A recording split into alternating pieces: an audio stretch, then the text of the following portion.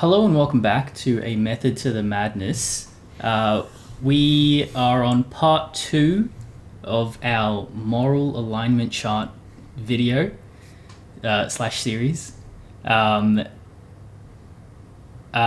Continuing on with some pivotal characters that we've missed and maybe some not so pivotal ones. But we're going to treat them... Clifford, eh? He's a good character. Yeah, they're all great characters, mate. And we're going to treat them as such. True. We're going to treat them each with the reverence that they deserve. However, in saying that, I think this is going to be kind of a less serious video because, let's be real, I don't think there's much Holly White moral nuance to Holly White. I wanted to have a bit of fun with this one. Yeah. It's been what, like a year? I think since we did it. Yeah, it was April or something last year. So, well, yeah, like 1 year ago. Oh, what? Yeah, because it was when you were up in Brisbane. Yeah. Holy shit! All right. Better late than never. So I've also brought back in our old chart, and we can move these around. Nice. So in case we need to do any retroactive editing, because one, I feel like we'll need to make room and like adjust the morality scale for these new characters, and two, I feel like we might want to change some of these characters, like for like Nacho here, because for context, we've both been rewatching Better Call Saul recently. I'm on season 5. You're on season 6, right, Mitchie? Yep.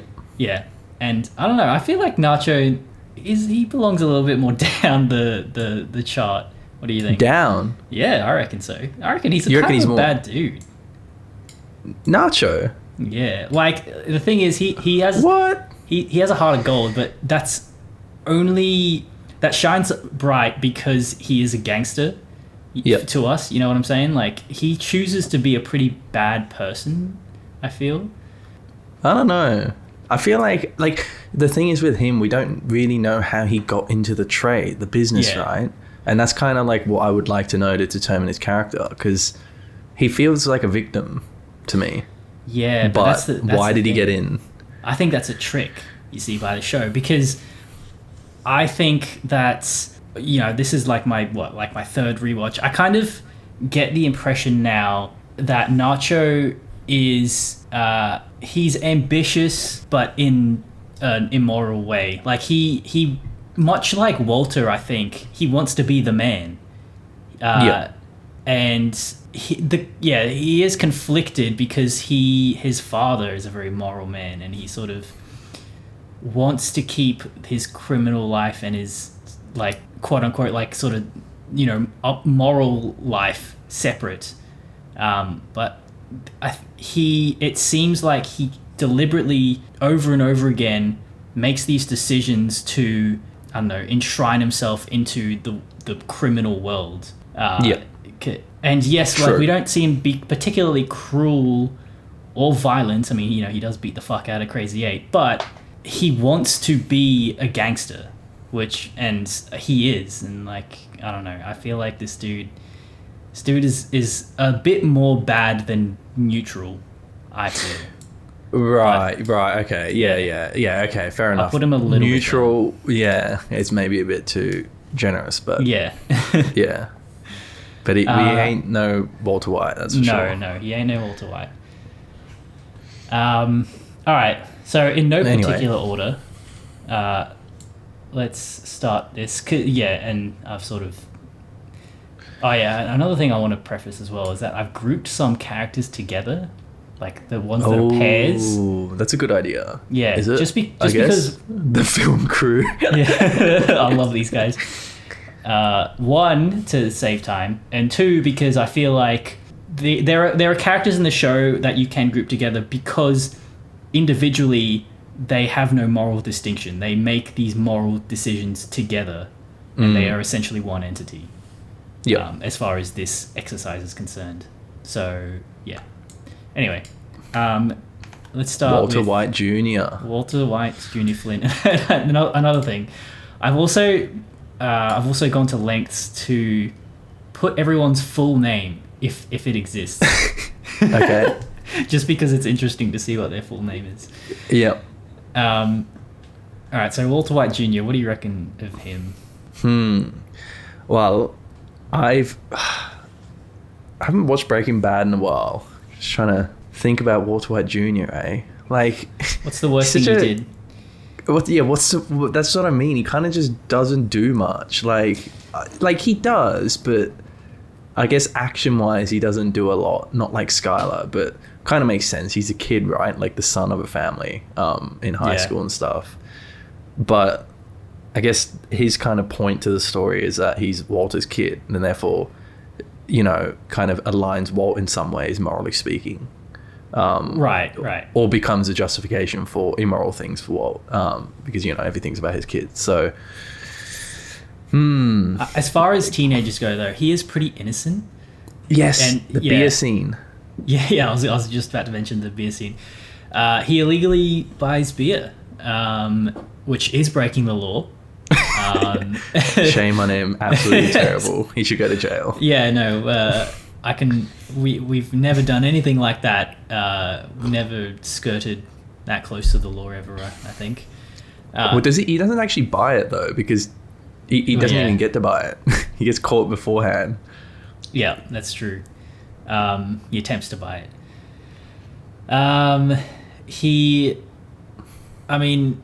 You know, a few times in the show, he's shown to be kind of a bit of a what do you call it? Like an edgy sort of rebellious kid against his parents, but that is to be expected of a teenager. Yeah. So I think all in all, the Breakfast Warrior is a pretty good person. But slightly chaotic, maybe. I don't know. Is he lawful? Well, I guess I'm just thinking because he's a teenager. You know, he's a little bit sporadic. But I don't know if that's a fair assessment, because he's a teenager, you know, like he behaves in a way that you would expect of a teenager. Yeah, but it's neutral, eh? Oh yeah, I don't know why I was down there. Oh right. I think he's probably as lawful as Walt as is in the beginning of the series. Would you say? Yeah. Yeah. Like father, like son. Yeah, exactly. But is he as good as Walt? Yeah. Yeah. Just put him on top. Yeah. I'll cover Walt. He has been replaced by the new generation. Literally him, but junior. Yeah. Wait, are we actually settling with that? Yeah, why not? That's a good spot we're for blocking Walt. See you, Walt. Erase. He is his legacy, as that's what Walt would want, you know. Yeah, that's true. All right, Brandon, what is this photo?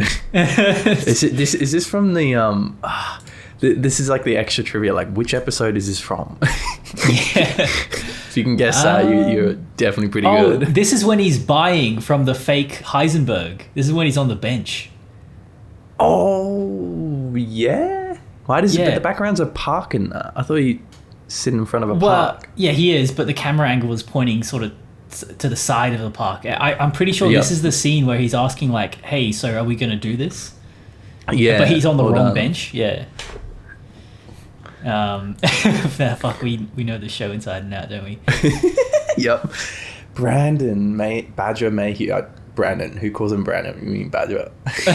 when he gets detained by the cops, they call him Brandon. Yeah. He is a criminal, I think. Yeah. He purchases meth. He sells meth. Right. That's a pretty serious crime, you know. Suppose. Like on morally speaking, though, it's certainly nowhere near as bad as violent, you know, murder to me. Yes, because you could do it out of desperation. That's why they distinguish in law between violent and non-violent crimes. Yeah, or non-felonies, 50% off. 50% off. I just watched that episode yesterday. He's friendly is the thing. He's you know, him and Skinny Pete are like good friends, and you know, in El Camino they're living together. They seem to be living a kind of somewhat normal, healthy life. Yeah. which, you know, suggests that he fell in with, I hesitate to say fell in with the wrong crowd, because he's still friends with Skinny Pete at the end. And you know, that the wrong crowd is Jesse and Skinny Pete, who aren't necessarily evil people at all. But yeah, he had a bit of a hectic start to life maybe, and then he found his footing. I think if he was ever in the position to where he would hurt someone or indirectly hurt someone, he would choose not to do it, you know. Yes, Yeah. I believe that. He's not a violent person. No, not at all. He is, as he said, But I think he described himself as a teddy bear. Right, so is violence a gauge for good and evil? In this episode it is, yes. Wait, what did you block out? Skylar. Yeah, okay. All right. No, I was just tentatively leaving him there.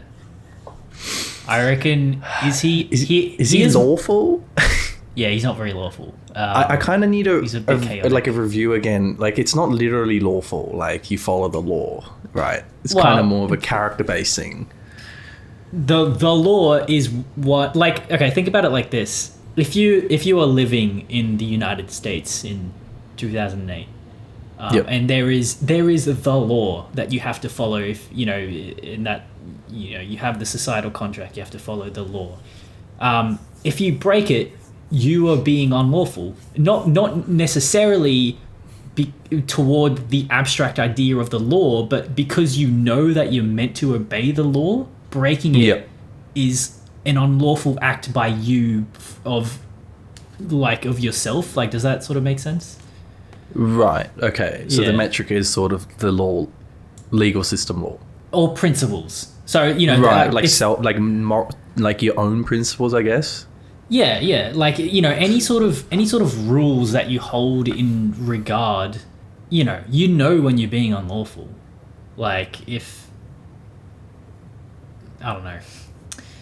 Well, in that case, then, yeah, I guess he's not very lawful. Well, I don't know. Like, it's hard to say, but I feel like he doesn't have many principles. He kind of just does what he wants. Yeah, I When it get pleases that him. impression too. Yeah, but he's not a bad guy. But if we compare him to, is that Jesse below? Lawful chaotic? Yeah. Evil chaotic. Slightly evil chaotic. Yeah. Is he much better than Jesse? A little bit, not by much, because I think maybe a justification for putting Jesse at the start of the series here. Oh wait, we didn't do a before and after for Jesse, did we? Never mind. Right. But anyway, Badger wanted to cook meth along with him. So Yep. given the opportunity, he wanted to get into that, you know, sordid business about cooking methamphetamine, the destroyer of lives and stuff. So so I think he is a little bit evil. I reckon he's a little bit worse than Jimmy, maybe a little bit better than Hank. What do you reckon? A little bit better than Hank. Yeah. Keep in I mind, agree with that's that. Hank at the end of the series, yeah. Yeah, Hank that would have Jesse killed because he's Yeah, a drug addict. exactly. Hank, yeah. And I think he's as chaotic as Jesse, yeah. Yep. All right. All right. Wait, and that's Jimmy, right? Not Saul. Yes, that's right. This is Yeah. Jimmy. Saul's down here. Oh, that's right. Yep. Yeah. All right, moving on.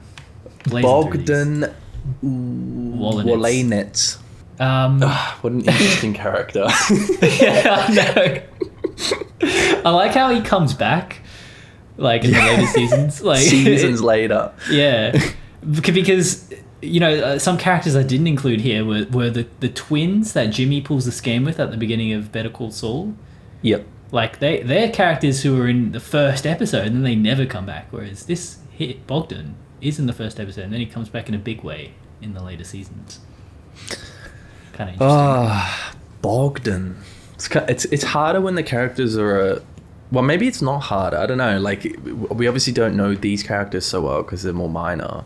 Does that make it more difficult? Because I feel like you can kind of make more kind of assumptions about them, I guess, not knowing their complexity. That's why I kind of said that this episode is going to be a bit sillier because we do have to not take it as seriously because we have to, because we don't have much context, yeah. Man, after that first step, I don't know about this guy. I wouldn't say he's great. He's a real arsehole. I think that's the thing. Yeah. He's just like, He's just a prick. You Yeah, know, he's a like, prick. but not evil. I guess I don't know if he's Yeah. evil, but he's just a douchebag, like the kind of guy that you don't want to be friends with. yeah, I kind of have the sense that he has maybe a great capacity for evil. Like, for example, Interesting. If he was like a JP Morgan type figure, like if he became a billionaire, he would use that money to make himself more money at the cost of, like, you know, the livelihoods of other people, and not That's really a good analogy. Yeah, give two thoughts about it. He strikes me as that kind of person. But at the same time, saying someone has the capacity for evil if their circumstances were different doesn't hold much water, I think, when talking about morality. Maybe, I don't know. Yeah. But anyway, yeah, he's an below, for sure. He's We're gonna below put him the below line. the axes. Oh, interesting. Wait, you reckon he's above? No, I didn't say that. I'm kind of trying to think of the metric here. Like, okay, if you're below the line, you are kind of bad. Well, this guy is not great, but he's not bad because he doesn't do anything like super immoral. Yeah. Right. I mean, what does he even do in episode 1 again? Like, what's he do to Walt? Like, just be a dick? Well, yeah, so it seems like Walt and him had an agreement that Walt would only work the cashier. Yeah. And Bogdan like backtracked on that and said he needs Walt to scrub the cars. Yeah. And you know, Walt being, you know, a somewhat sort of older man, it's not his type of work that he should be doing. You know, it's bad for his knees or something, maybe. I mean, you know, he faints. Yeah, and he gets laughed at by those high school kids. Yeah. It's pretty sad. Which that isn't Bogdan's fault, but you know, he is indifferent, and you know, somewhat has no compassion for Walt at all, and just he's just an all-around arsehole. So I think it's hard to judge like in comparison to someone like Jimmy, like who scams people, and it's like, but Jimmy's a nice guy. Nah. He's got to be worse than Jimmy. Not Jimmy. Not my man Jimmy. But I reckon not Jimmy. Not my precious Jimmy.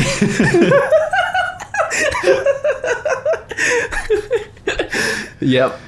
I'm totally convinced. I'm one of the sheep, according to Chuck. But this guy is definitely, I don't know, I wouldn't say he's lawful because of that example you just gave, right? Like, he backtracked on the agreement with Walt. Yeah. And I'm thinking of when the car wash is being sold, he says, nah, no fucking way, I'm not selling it. Is that right? Something like that. And then when Walt and Skylar set it all up with the water and shit and, you know, pretend that it's all fucked, then he's happy to sell it then. Which, if I recall correctly, that kind of seems to me like a lack of principle, I suppose. Yeah, like he's happy to take the money once he realizes that the place is cooked, you know, which also isn't a nice thing to do. Yeah, and it seems like he's willing to. It seems like he maybe acknowledges that it's not up to code, but he just wants to sort of get away with it anyway. So yeah, it's only when, like, you know, something's like really officially, formally presented to him that he's like, okay, I can't like sort of weasel my way out of this. That's true. Yeah, that seems about right. Somewhere around there. This is so hard. Is he more lawful than Kim though? More lawful than Kim. Kim May. Like the second rewatch. The rewatch. The second time watching it, I don't know. She's interesting. Yeah, they're all interesting, but like she's interesting. I feel like we have to split her in two and put one half here and the other half like here. Yeah, one where her, I don't know, her non-infatuated with Jimmy self, and then the other one infatuated with Jimmy. Yeah, because she legit does have two sides. Yeah. Yeah, somewhere around there. Actually, yeah, you know what? I think that's a good point. Let's move Kim a little bit to the right. To the right? To the right, yeah. Yeah, I mean, yeah, she is I don't know, I guess she is not... I don't know, her kind of, like, her kind of principle rests on being good, I guess, which is really kind of like she doesn't want to harm anyone, I suppose. Like I'm just thinking about, that guy that gets evicted by the bloody bank, Mesa Verde, and the lengths she goes for that. Like, I don't know, but that doesn't mean that she's lawful, I suppose. It's difficult because we have to take into account her redemption as well. And like, again, using my handy dandy morality point scaler system, we can calculate how many morality points does she lose for participating in Howard's death, and then you add on whatever morality points she gets for owning up to it. True. I feel like she wasn't complicit though in his murder. Yeah. I guess more so the torturing him psychologically is the bad thing she did there. And that's like the only bad thing she kind of really does, but I don't know. It's also, I suppose it is pretty fucked up what they did to Howard towards the end of the show, which I haven't seen the second time yet, but the bloody LSD thing and all that. Anyway. It wasn't LSD. That'd be pretty hectic if it was LSD. Well, it was made to look like LSD. No, it was made to look like just drugs, like cocaine. Right? Oh, okay, right. Yeah, because dilated eyes. Yeah, that's what they planted in his gym bag or whatever. That's right. Yeah. All right. Juan Bolsa. Oh, this guy. I feel like automatically he's pretty lawful. I don't know why. I just feel like, I don't know, like maybe it's the aesthetics throwing me off, but he's just like a clean cut dude, like always wearing a sharp suit, and he's very like professional, like and that kind of seems to me like he would follow rules, but I don't know. I completely agree. It's like he's like the adjudicator for the crime syndicate. It's like he's the mediator, Yeah, he is, isn't he? Yeah, true. But he doesn't want to, like... He kind of just does what's best for the cartel, I guess. Yeah. Or Don Eladio. I don't know. But he won't tell Don Eladio, right? Like, he kind of keeps things away from him for the betterment of the cartel, I suppose. Yeah, he's like admin who just handles everything for the big boss. Yeah. So I see what you mean. He is organized. He is orderly. He's probably responsible for a lot of the smooth running of the cartel. He is aware of the fact. He must be aware of the fact that he is at a big criminal enterprise, and that is against every law in every country. That he's pretty unlawful in that sense. I'd say he's probably more on the lawful side than the chaotic. Yes, and then definitely below the axes. Yeah, is like he's a cartel lord, right? He ain't good. We don't see him kill anyone, but I get the feeling this dude's killed his fair share of people. Oh yeah, and he also definitely orders people to be killed. So yeah, 100% he's not a good person. I want to say, you know what? I reckon he would probably be as bad as Lydia and Mike. Right. I get that sense. Okay. Yeah. Let's put him here. All right. Yeah. Looks good. All right. Up next, Ed Galbraith, the Disappearer. Ed Galbraith, eh? Yeah. This guy is even more orderly, has more attention to detail. Yeah, true. He's pretty orderly. Yeah. Leaves nothing on the table. No details left for the authorities to find. So yeah, he's pretty lawful, but what about good and evil? That's the interesting thing here, because he helps criminals, like high profile criminals, evade the law. Yeah. That's a pretty bad thing to do overall. Like that, you're contributing to something pretty terrible in society if you're someone who offers that service. But he also gets our boy Jesse out. That gives is him a new fresh start, and I don't know, like. I forgive him then. Good. Jesse's kind of like, he's not a great person, but obviously the show is just about him being kind of a victim of circumstance, I suppose. So maybe some of those criminals, do they all deserve to kind of rot in a jail cell? I don't know. Yeah. That is an interesting question, but I don't think that matters to him is the thing. I think... Yes. Yeah. He's fully aware that he could be saving people that should definitely be in jail. Yeah. You know what?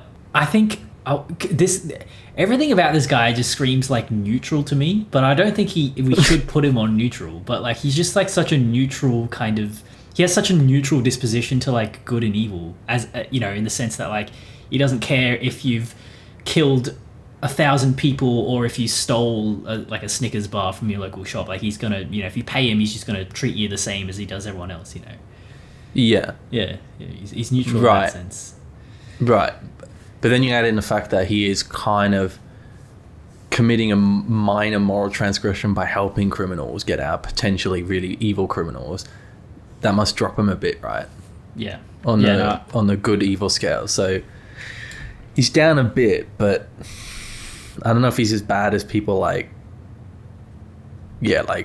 people that actually do kill explicitly. Well, actually, this is a good parallel or comparison is Saul Goodman, because Saul is the same kind of evil where he's not the one hurting people, but he is aiding and assisting the people who do hurt people. But Saul actually has people killed, though. Does he? Yeah, like he's happy to organize a prison shank, right? That was his first go-to option when Badger was arrested. Oh, that's true. Yeah. Like Saul's a bad person. Like he's just the kind of guy that, like, in some sense, no better than a cartel deal, kingpin, right? Like he would just tell someone to kill someone for him. But I feel like this guy doesn't really get involved in that kind of thing. Yeah, you know what? That's interesting that Saul offers to have a service where someone kills, like a hitman service. That seems like a big step. That's what I mean. Saul's a bad guy. Yeah. And that's like kind of watching Better Call Saul now and just seeing like how Jimmy, just how nice guy he is when those people get shot all around it by Mike, the sniper scene, and he's just visibly shook, like he's just not used to that life. But then Saul's just like, just get that guy killed, I don't want to, but he'll have someone else do it, of course. But I feel like killing versus telling someone to kill for you, to me, is not really any different. Okay, all right, let's... Yep. And he's a bit lawful, I guess. I don't know. He's got those principles. If you got that, what is it, 100K? He'll do the job. 125K, you'll do the job no matter what. At the big shopping center I shop at, there's like a vacuum cleaner store there, and every time I pass it, I think about asking for a new dust filter for my Hoover Pressure Max Model 60. If you do it and that person actually gets it, yeah, I know. Legendary what employee. A G. Yeah. Yeah. Man knows a business. Vuente. Don Eladio Vuente. Did not know that surname. Yeah. Oh, this guy, eh? He has big teeth. Yeah. This guy's pretty evil. Yeah. He does not have any kind of, I don't know. He doesn't give a shit about human life. Yeah. I feel like, there's not even a semblance of like that at all in the show. Like he might have family, right, that he cares about, but I feel like aside from that, nah. Yeah, he is a like a either socio or psychopath in the same way that Lalo is, I feel, and maybe that's why they're kind of like buddy with each other. He's evil as fuck, that's for sure, and I feel like he's not that lawful either. He's pretty chaotic. He's a hedonist, it seems. Yeah. Yeah. That's such a good description. Yeah, he's 100% a fucking hedonist. Always swimming in the pool, drinking bloody alcohol. That's good. And Does we that condemn equate to chaos? We condemn hedonism here at Methods of the Madness. Alright, chuck him all the way down somewhere near. I guess Near if Lalo. you say he's similar to Lalo, then yeah, why not near Lalo? He's not. Lalo's pretty chaotic though. We don't see him be particularly as chaotic as Lalo, so I'd say maybe like here, just like diagonal from him. Yeah, looks good. All right, the film crew. Oh yeah. All right, so what are their names? Yeah, all right. I'm glad you asked. So, this guy, the main camera operator, he is Marshall Dixon.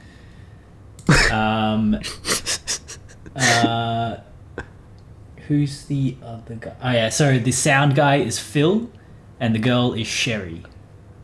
How come there's only a surname for one of them? Yeah. I don't know. That's what the wiki says. True. Well, we're gonna have to kind of take an average across the three of them because I feel like all three of them are pretty. Well, I don't know. I don't know if they're pretty different when we're talking in scales of good and evil.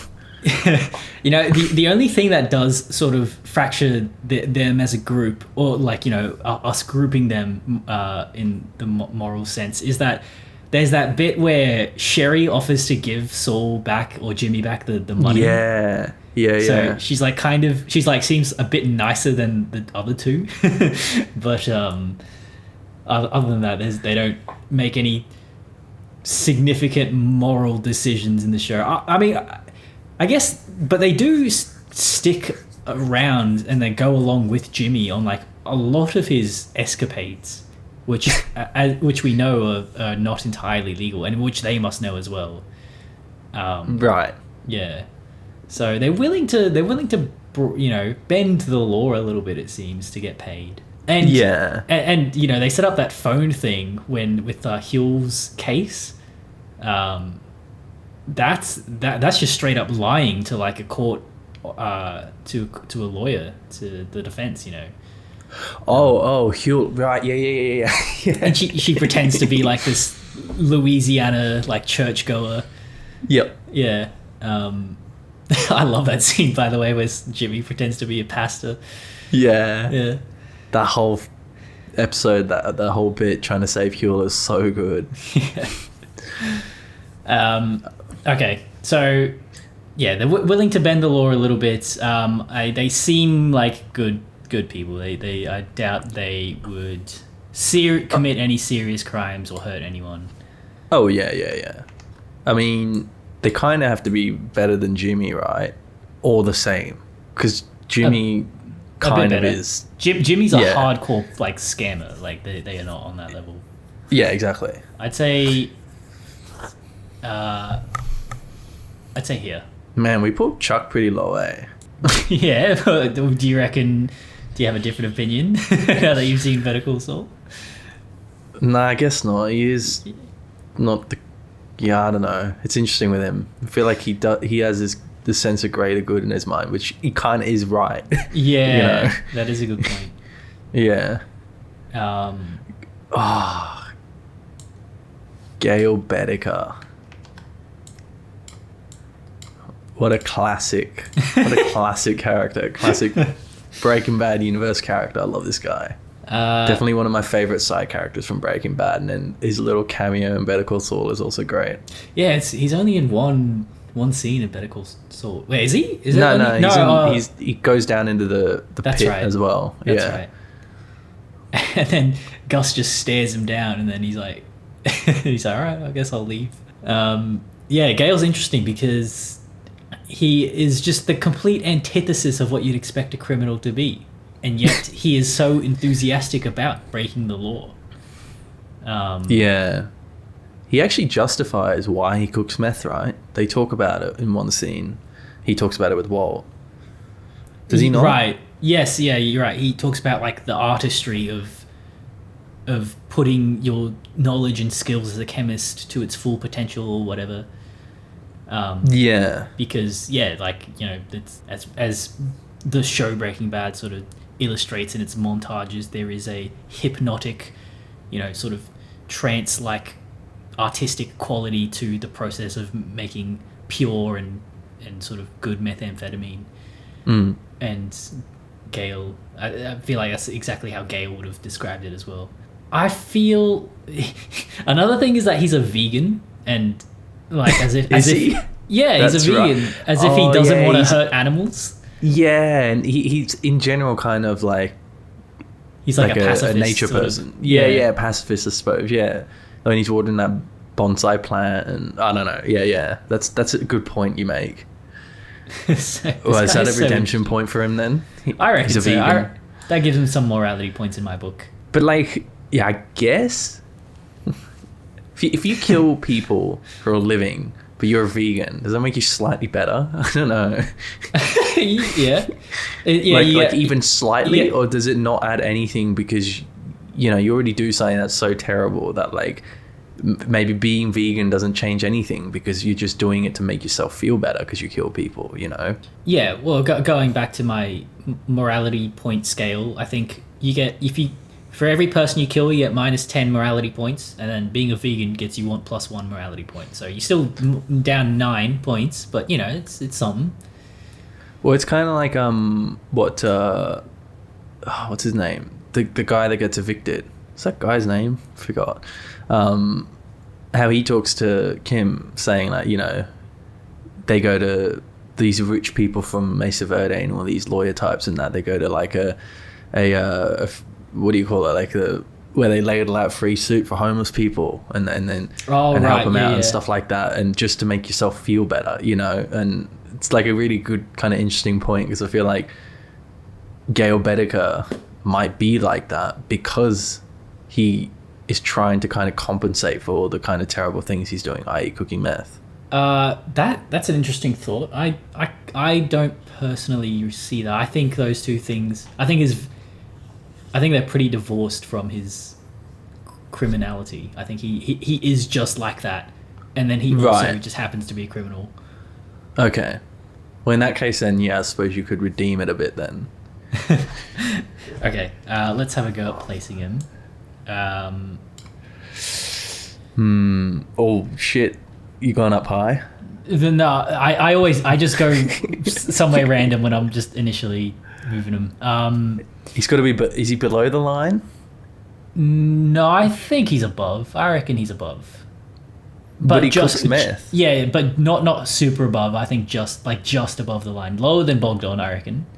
Right, okay. If we're comparing, like, say, Badger, who is dealing meth, Yeah. then I suppose what he does is slightly worse because he's cooking millions of dollars worth of meth. So, lawful and chaotic. I don't know. How about right here? All right, slightly lawful. Yeah, because you go to work every day in a secret underground meth lab. That's pretty chaotic. Gretchen and Elliot Schwartz. All right. I'm just looking at their faces. I just like, God, I kind of. What? Because we're so partisan to Walt, I just don't like him, eh? Like so they kind of seem a bit sound like the people interviewing Jimmy. They just seem a bit insincere. Yeah, okay. I'm kind of indifferent towards them. Like, I don't know.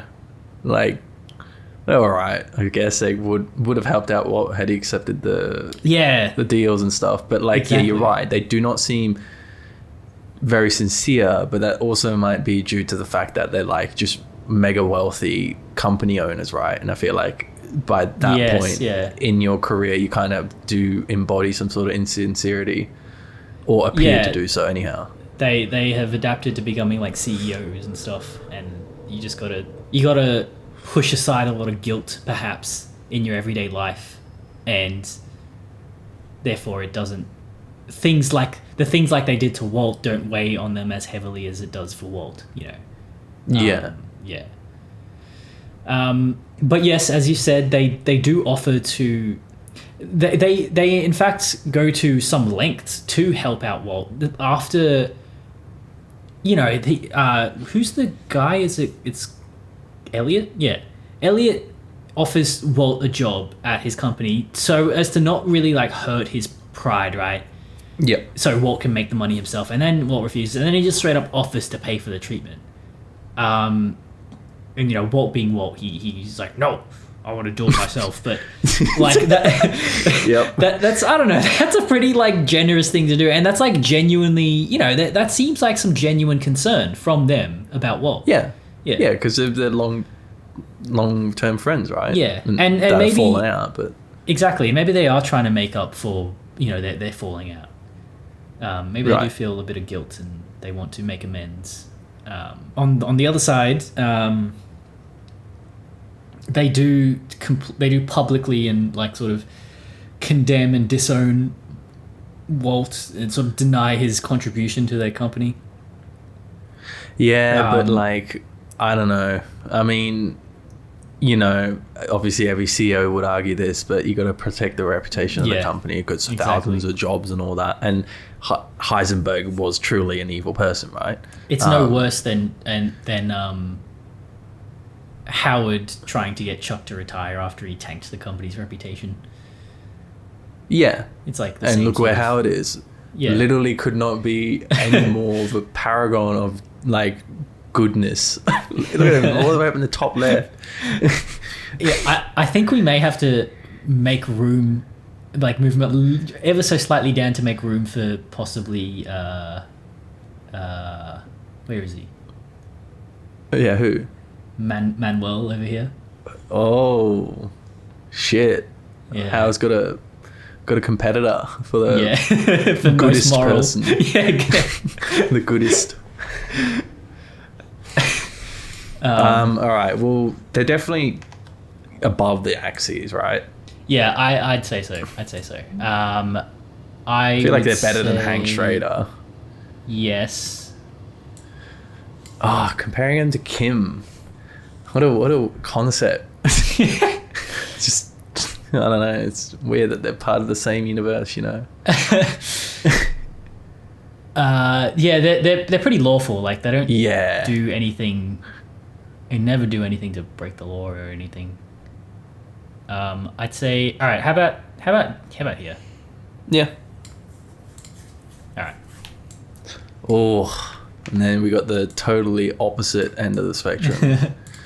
Marco and Lionel Salamanca. All right. Well, we've already, this is pretty easy. It's somewhere down the bottom right with the other two Salamancas. So, yeah. Dude, these guys are chaotic as fuck. Like, yeah, I like when Nacho's been shot, and Nacho gives him the information that it was this rival drug clan. And they pull up to the place. Nacho's saying, all right, here's the plan. We're going to come back tonight with a bunch of guys and a bunch of guns. And they don't say anything, but their actions say, fuck it, we're going to do this now. And they just go in with a duffel bag of guns and ammo. And they clear the place out without a second thought. That is some pretty chaotic behavior. Literally, if that's not the definition of chaos, then I don't know what is. Yeah. Truly, like, that was a chaotic moment of the scene. Of the show, sorry. Right, well, they got to be down there then. But how does a chaoticness compare to Tuco? Tuco's erratic. He's more erratic. Yeah, I feel like had Tuco been the person to do that, where they assault the rival gang fortress, Tuco's the kind of guy that would get himself killed doing that. Yeah, right. Yeah. But these two are like kind of like, while they are chaotic in that decision they made to make that start that assault, they seem quite methodical in the way they actually execute it. They're very like good at shooting, and they obviously have worked together before, and they know how to like cover each other and stuff. So that to me indicates a little bit more of a lawfulness to them. Like they have kind of less erraticness. I agree. All right, good and evil though, are they worse or better than Gus and Heisenberg? Well, yeah, that's a good point. When do they kill someone that feels really immoral? I don't know. Oh, they do threaten Mike with his granddaughter there, which you know, and I wouldn't doubt that they'd kill her. Wait, don't they set a truck full of people on fire or something? Oh yeah, that. Bro, they're evil as fuck. Those people didn't even do anything. Like, what was even the point of that? Like, was it just to remove the evidence? I guess. I was gonna say, what is the context of that? It's just, and that was the introduction too, pretty much. Aside from the crawling bit. Yeah. They're just because someone saw their shoes and they identified them as Salamancas. Right. So it was literally just so that people wouldn't blab that they saw them, and they burnt down like a fucking truck full of people. Yeah. Yeah, that's a pretty evil thing to do. That's very evil. Gus would do that. Down the bottom. Yeah. Somewhere around there. All right. Yep. All right. Tyrus Kit. It's funny how Tyrus has a last name on the wiki, but Victor doesn't. And I think that might be because Tyrus is like on the news after he gets blown up. He's one of the sort of victims identified, maybe. Okay. Oh, Tyrus, eh? This guy seems pretty lawful. Yeah. He's orderly. Yeah, hardcore criminal, orderly. I don't really have much to say about him. Good and evil.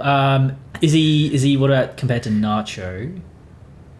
Is he better or worse?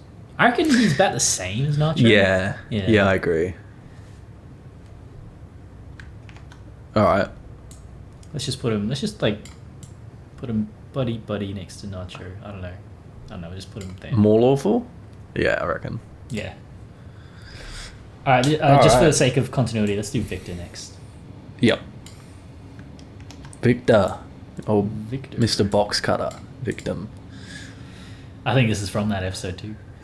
Yeah, it looks like it. Oh, old Victor, eh? So I just watched the episode where he goes in to sort of intimidate Nacho by, hanging out with his dad. Oh, right. Only time you see him smile in the whole series. Yeah, I know, yeah. It's cool. I like it when these like gangsters have to act like normal people, and yep. Yeah, it's cool to see. And then he gets back into the car and he sort of threatens Nacho a bit, and he's by saying, "Pop's a nice guy," which is a bit sinister, Yeah, I feel like he's similar to Gus Fring in the sense that, I don't know, he doesn't seem to care about a lot of about morals, I suppose. Yeah. I mean, I suppose you could say the same for Tyrus, though. Yeah. Actually, yeah, that's true. I don't know. It's just we don't see Tyrus or in fact Victor make many decisions in the show. Because they are loyal henchmen. So yeah, it's a bit hard to condemn them as such. Victor's ambitious. He wants to, much like Nacho, he wants to show that he's capable and sort of fierce, and I don't know what that has to do with good and evil though. Maybe just the fact that if Gus told him to kill someone, he would do it without a second thought. Yeah. And he definitely feels maybe a tad more chaotic. Yeah, tad more evil as well, perhaps. Well, he's an idiot that got himself seen at the scene of Gail Bedeker's murder. That's right. Tyrus wouldn't have done that. The guy that can memorize anything. It's funny to think that, I wish we got a scene where Tyrus heard that news from Mike that Gus killed Victor. I would have liked to see Tyrus's reaction to that. Yeah. All right. Hector, look at me, Hector. All right. Well, he's automatically again dead. The Salamancas are all the same. Yeah. Generational evil. Yes, pretty much.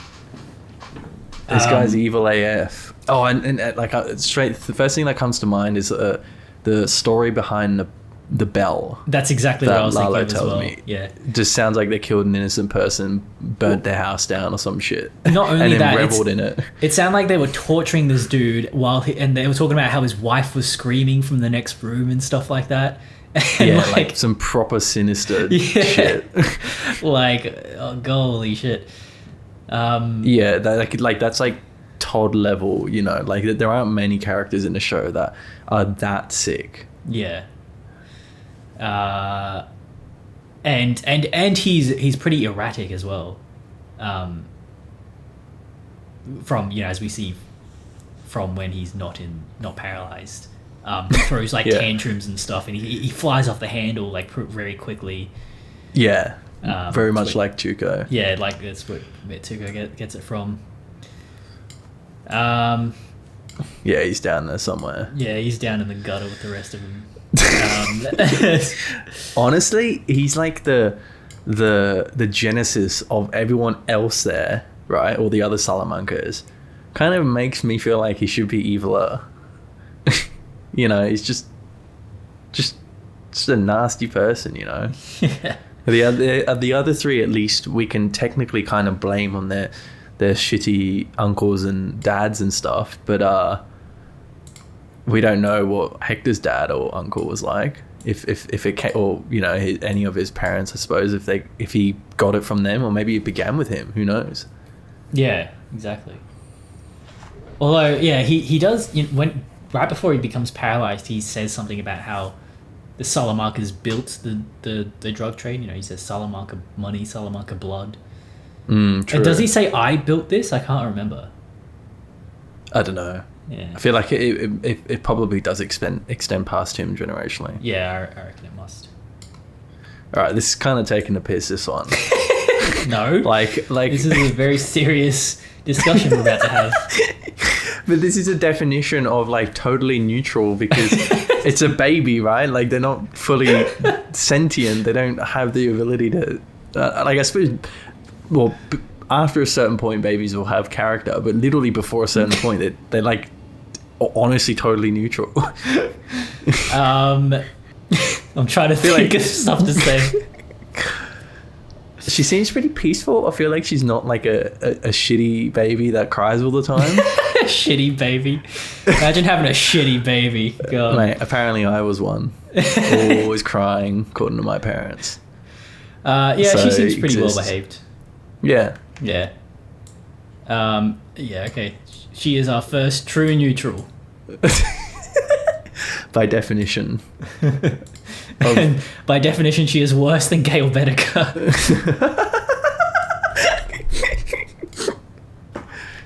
Well, it's the potential, right? Yeah, that's right. She has the potential for mass evil. Right, Hugh Babineau. Oh, what a classic. You happy, Hugh? Babineau. Reasonably.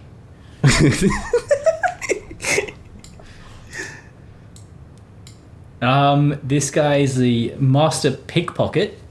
That is how he comes to know Saul, is because he hires him through the veterinarian dude, who I didn't include in this list. Maybe if we do a part 3, I'll include him. He is docile. You know, he's like, even though Saul hires him as security, he's like such like a docile guy. Yeah, it's like he seems to be quite familiar with the world of unlawfulness. You know, although he doesn't seem to have a record. It seems, maybe he does. Just that one. Oh no, he does. With the one cop, right? Who picked him up before. Remember when that lawyer Erickson is arguing about Kim, where, you know, about how much time he should go away for? She says that he has priors, and therefore that's why she's justifying the 2.5 years that they're going to give him. Yeah, because the prior was that the cop he hit picked him up right, a few that's years right, earlier that's or right. something, right? For some other offense. Some other minor offense. Yeah. So I guess my point is that he's been on the wrong side of the law for a while, it seems. So he's quite unlawful in that sense. Yeah, but in terms of the extent of his kind of like immoral acts, it's not like evil, because I don't know if this dude would kill people. He's kind of like your petty crime hirer, petty criminal for hire. Not petty, but like he would just do shit to you for you. That's kind of sort of non-felony stuff, I guess, non-violent. He pretends to be violent when they string those kids up and he's hitting the piñatas. True. Yeah, but he doesn't actually hit the kid. And who knows if he would. But he at least isn't there a term for that when you sort of you don't actually assault someone, but you show like intent of assaulting someone or something. I don't know. Intent.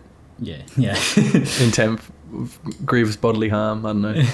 Nah. What do you, mate? He's a lovely guy. I reckon he's a churchgoer. He's, whatever they say. He's a bona fide hero. Yeah, bona fide hero. That's right.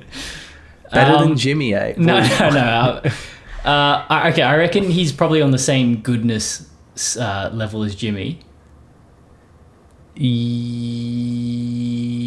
Yeah, I'd say a little worse. Just because, like, I don't know, Jimmy's not a violent person in any shape or form. And the first time he actually kind of uses a semi-violent tactic is like when you say in the piñata scene, right? But he doesn't actually hurt those kids. Wow, he hangs them up upside down, and I'm sure that hurts a lot. But because he's kind of pushed to a length by that time in the series. I feel like Babineau's kind of probably witnessed some sort of violence before that. I don't know. Yeah. About the same-ish. Maybe a tad lower. And he's a bit more chaotic because I reckon he's willing to like leave, willing to flee from the law, which is a pretty chaotic thing to do. True. Yeah. Patrick Kubi. I'm sad that he didn't come back in Better Call Saul. Yeah, true. Good point. I think it's because he got wrapped up in some sort of like drama or something. You know how. Oh, like the actor. Yeah. Yeah. He's not all that different to Hill. It seems. Yeah, pretty much. Yeah. I was considering them pairing them as well. Yeah, they kind of are a pair, aren't they? Because like even when they go to Ted Beneke's house to threaten him, they take different roles, but like they both are threatening him just in different ways. Yeah. He doesn't do anything violent ever. I don't know. I reckon maybe like here. Slightly better, eh? Yeah. Just so we can see him. Yeah. You know what, actually, I reckon Kubi's a bit more lawful because you remember when they have Walt's money, Huel suggests they run off with it. And Kubi's the voice of reason in that scene. True. He's like, we shouldn't. So I reckon a bit more lawful. All right. All right. Oh, Jane. Jane Margolis. Okay, we probably have a bit to talk about with Jane. Yeah, she's a significant character. Yeah. Surprised we didn't do it the first time. Yeah. I mean, what does Jane do that's immoral? I mean, is it fair to pin Jesse's relapse on her? Because we pinned her relapse on Jesse, but like she does introduce him to heroin. Yeah. Wait. Yeah. She does. Then that's his first time, right, with heroin. It's because of her. Yeah. Yeah. Okay. So that's all. That's kind of not good. Yeah. Also, she blackmails Walt. Oh, that's true. That's true. Pretty unreasonably too. It was kind of like totally motivated by, I don't know. Not, but like I guess she was doing it for the good of Jesse, but certainly not for Walt. Yeah, I think she kind of thought that Walt was fucking around with Jesse. Like, you know, he was deliberately trying to control him by keeping his money. Yeah, she doesn't necessarily do anything bad other than that, I think, other than sort of introduce Jesse to heroin that I can think of. Yeah, pretty much. Yeah. And but she doesn't seem like a great person to me. I don't know. I feel like actually I don't know. That's just me being biased. You have a bias against goth girls, do you? all I just don't like how she Satan. blackmails Walt. Yeah, I don't know. That really got to me. Actually, that is an interesting bit of insight into a character. Like she's capable of such things. Hey, like, and she was so confident about it too. Yeah. Yeah. But I suppose they were both her and Jesse were like totally just high all the time on heroin. So, you know, not that that's an excuse, but I don't know. They're both being irrational. Yeah. I reckon she's pretty chaotic. Yeah. Like, she's trying to be lawful when Jesse meets her, but then as soon as, like, she lets a bit of her inhibitions go, she just, like, you know, she doesn't give a fuck anymore. She starts, you know, they're smoking in her apartment and they're doing all the drugs. Yeah. In terms of good and evil, seems, well, yeah, I suppose, yeah, she doesn't commit any crimes, really. Yeah. Oh, well, other than, you know, doing heroin and meth is illegal at that right.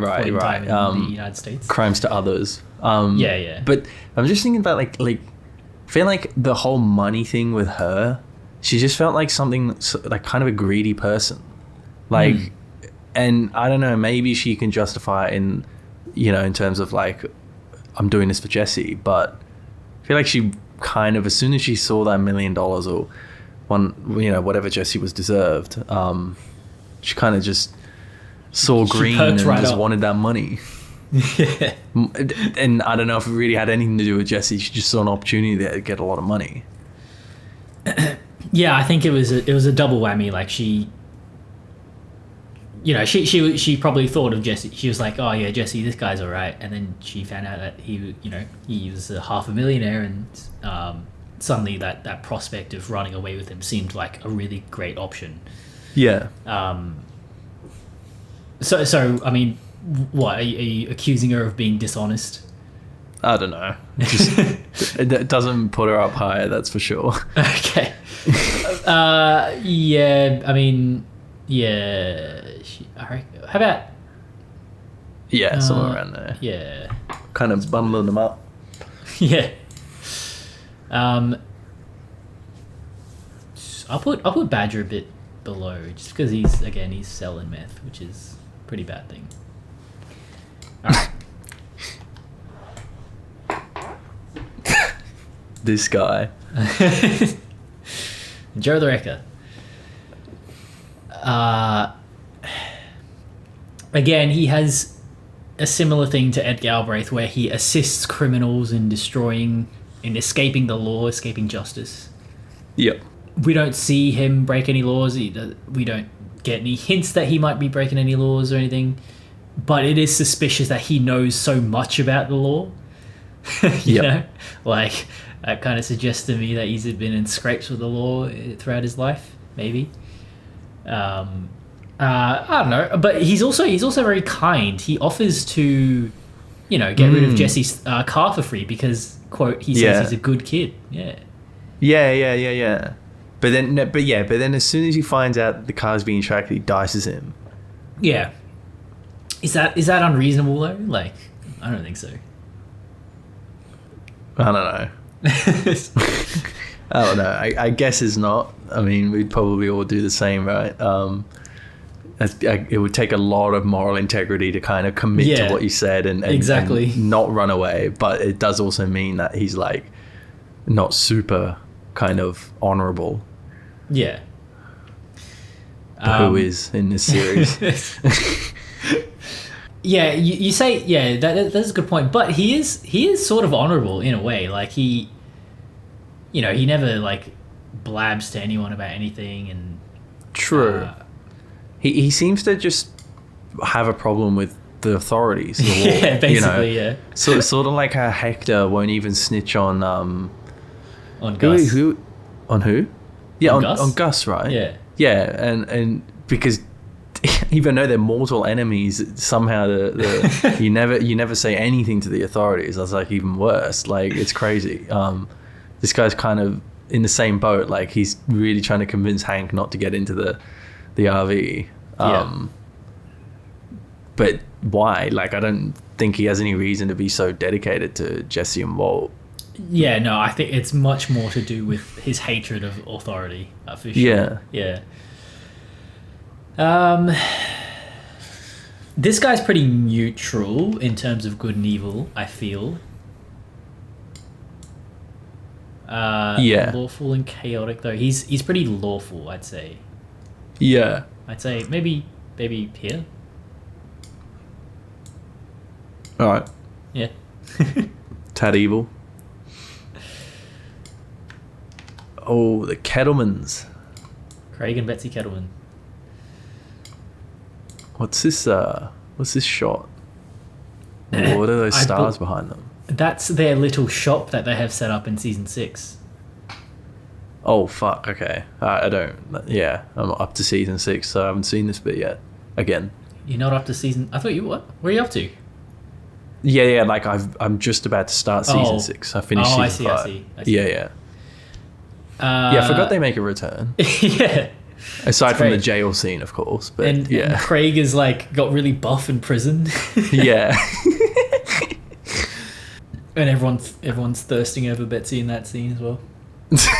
Are they? Justifiably, yeah. Oh, everyone on the internet, I mean, because she got a little thicker as well as Craig. Is this like the post when they're in jail?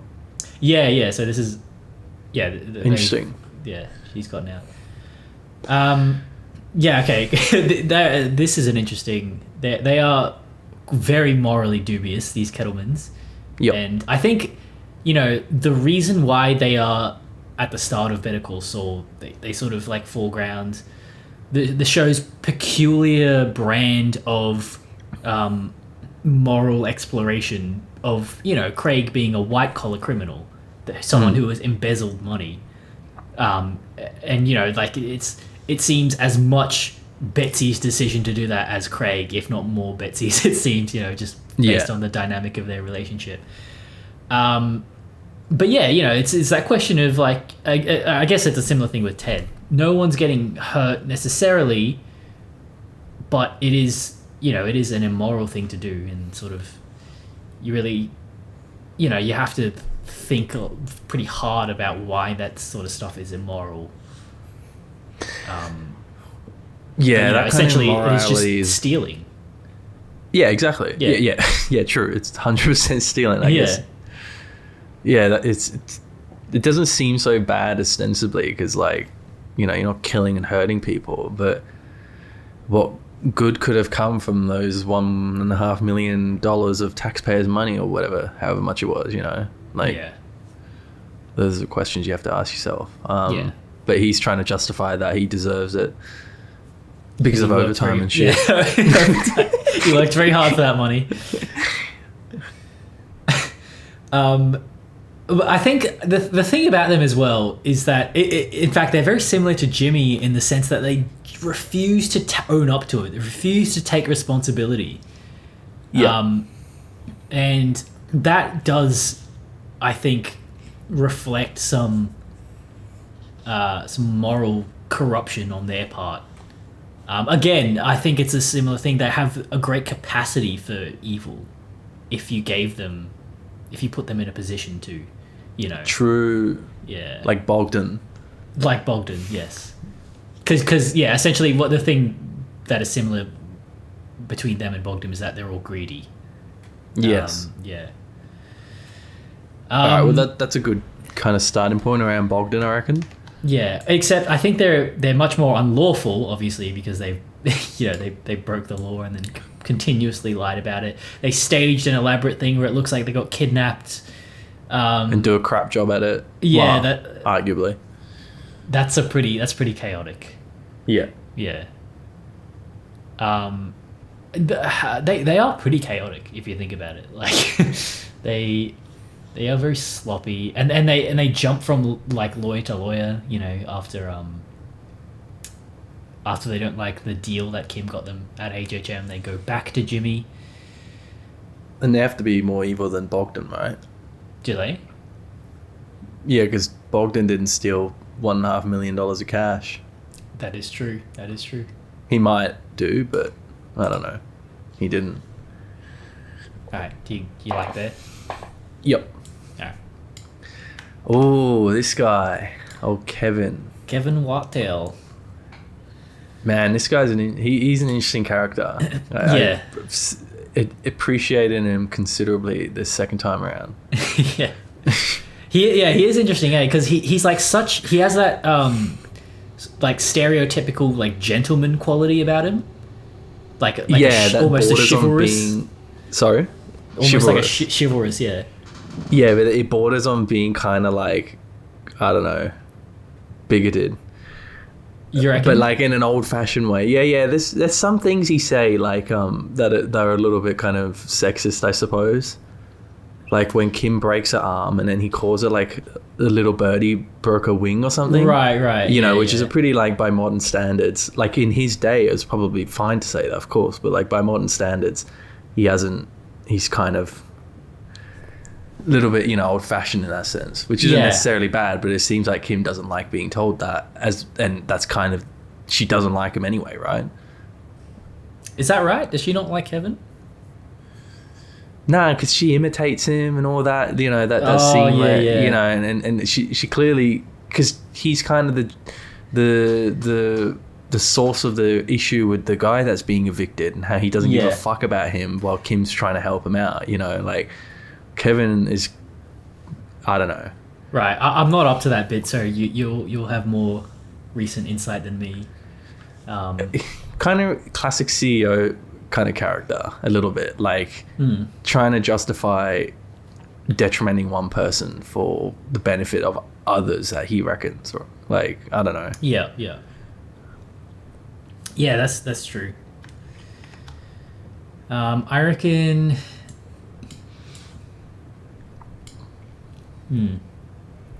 What do you reckon in comparison to Chuck? Is he in Good and Evil?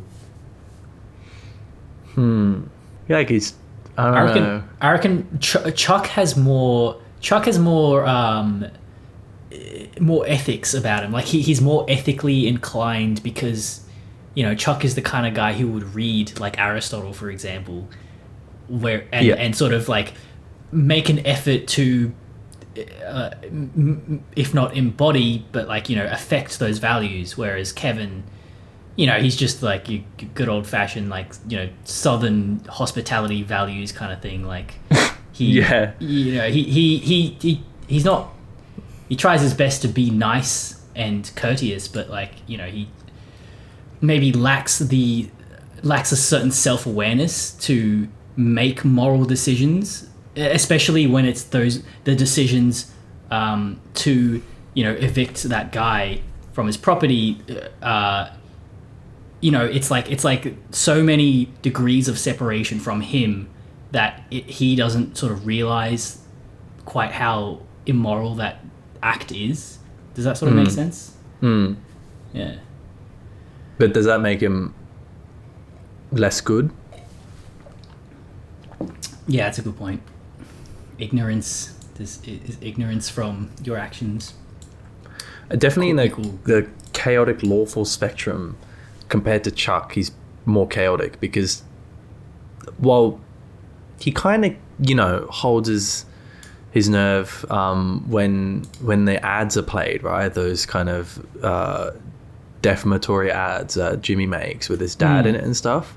And it got me the second time, but like I didn't even like when he storms out, you think he's going to go and hit Jimmy, but then it turns out that they just make the deal. They just shake hands on it. Yeah.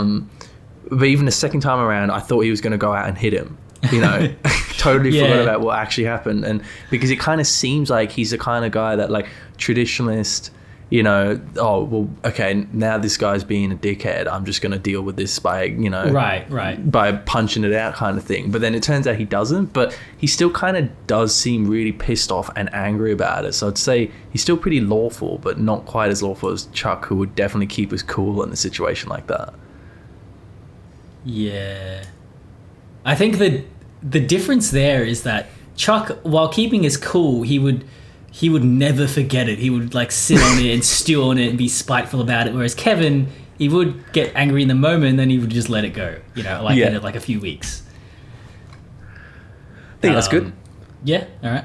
I like him though. He's a good character. Yeah, I like him too. Like, I don't like him as a person, but he's a good character. All right, and then we got Paige. Paige. Paige is. There is not much to go on with Paige. She is interesting from the dynamic she has with Kim.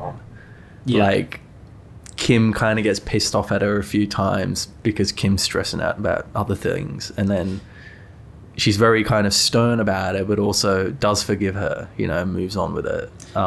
Yeah. So she's really, I guess, maybe a bit inconsiderate and a bit... I can't find the right word, but when she's talking to Kim about Chuck's case, or like the hearing, or like the, you know, the case between Chuck and Jimmy, she reads the transcript and she sort of belittles Chuck to Kim. That's right.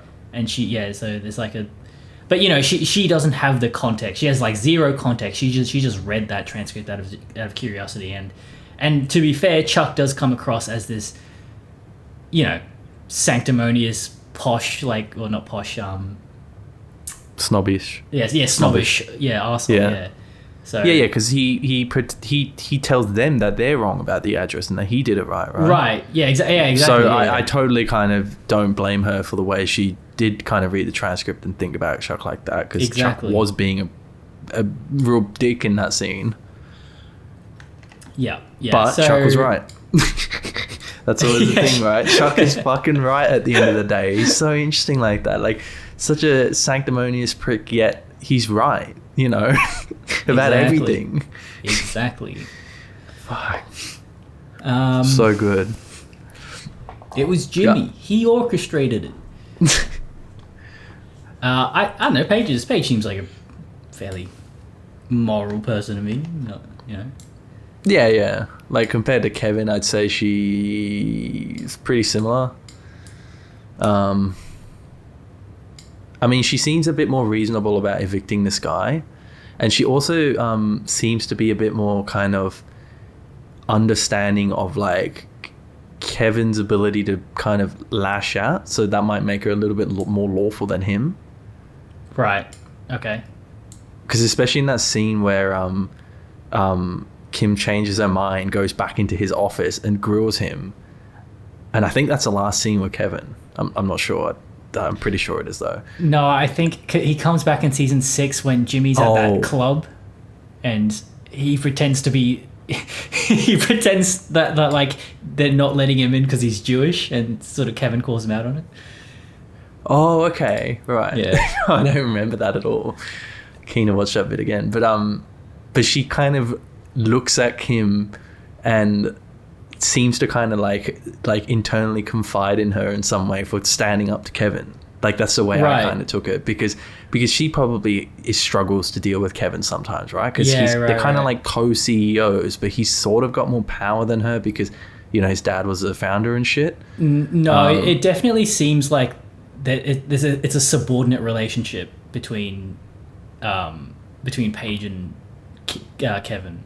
I think. But then she must really struggle with him. But anyway, it's it's a good bit because you kind of really read that just from the expressions, you know, like Let's put her next to Junior. How about there? All right. Yeah. All right. Crazy 8. Oh, he's the only one that has a middle name on the wiki. Oh, really? Yeah. And I'm assuming that's because Hank reads his full name out. Walt has a middle name? That's true, Walter Hartwell White. I didn't include that. Lives at 308 Negro Arroyo Lane, Albuquerque, New Mexico. That's right. All right. It's a playlist on Spotify. Yeah, I was about to mention the playlist. Fuck, that's funny.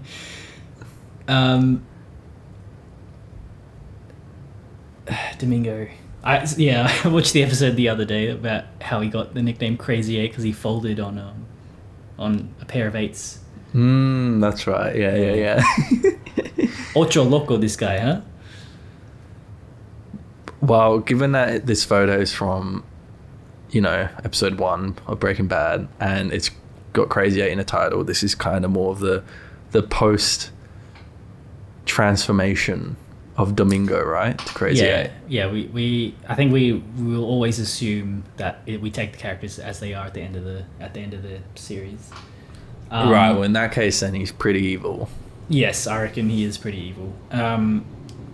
Because, I mean, we talked about it in a whole last episode, but it seems like he was going to kill Walt if Walt let him go, right?